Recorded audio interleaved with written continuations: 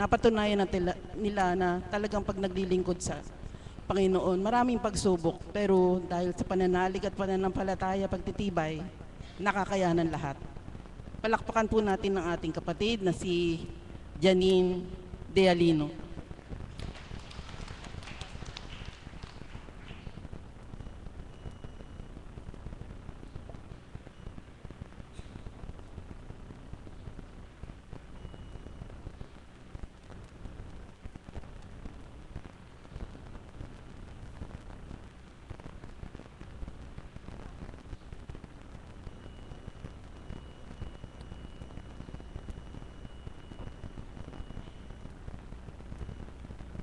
Magandang umaga po sa lahat. Medyo malat po ako eh.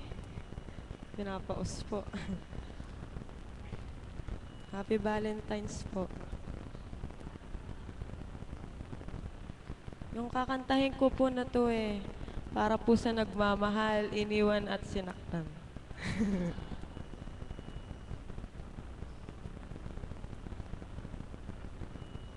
Sa bawat pag-ikot ng ating buhay, may oras kailangan na maghiwalay. Puso'y lumaban man, walang magagawa. Saan ka, kailan ka muling mahahagan?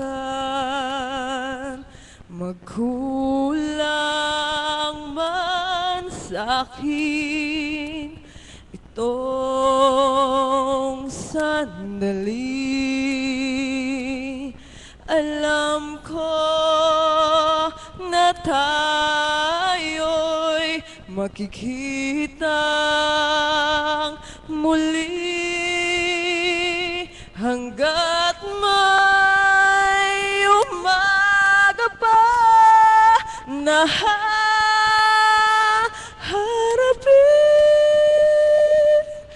Ikaw lang ang mamahalin.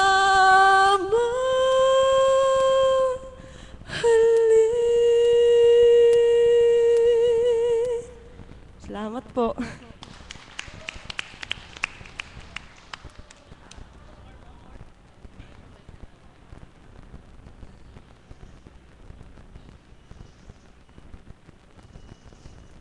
Kay hirap lang umibig sa di tamang panahon, kung bakit ngayon ko lang natagpuan ang isang katulad mo. Sana noon pa kita nakilala, sana noon pa lang na ang puso ay malaya pang magmahal. Bukas na lang kita mamahalin,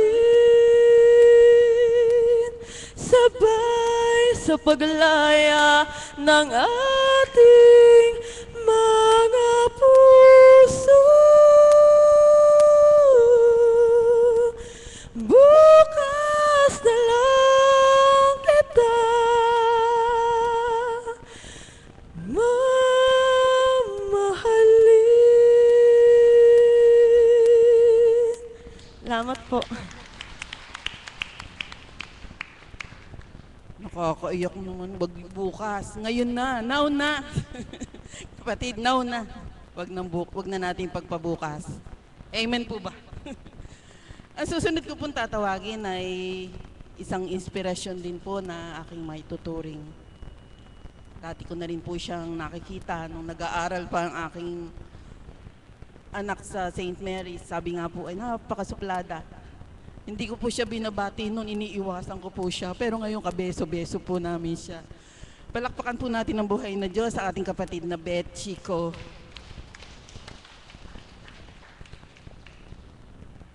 I love you po. Napakagaganda ng tinig, ano? Nakakaangat para tayong inaangat sa kalangitan sa kanilang napakagagandang tinig. Sana God, binigyan mo ako kahit konti lang. 2 araw po akong nawala. Marami akong na-text na natatanggap. Tita Beth, nasaan ka? Ba't di ka nagpupunta? Akala nila kung saan ako nakarating. Hindi po, nagkaroon lang po ng gampanin na hindi maiiwasan. Tawag ng mga pangyayari na kailangang gampanan. Subalit nais ko pong ipadama ang kagalakan sa aking puso na yung aking masakit na lalamunan ay totally wala na po. Palakpakan po natin ang ating Panginoon. Alam ko po na iyon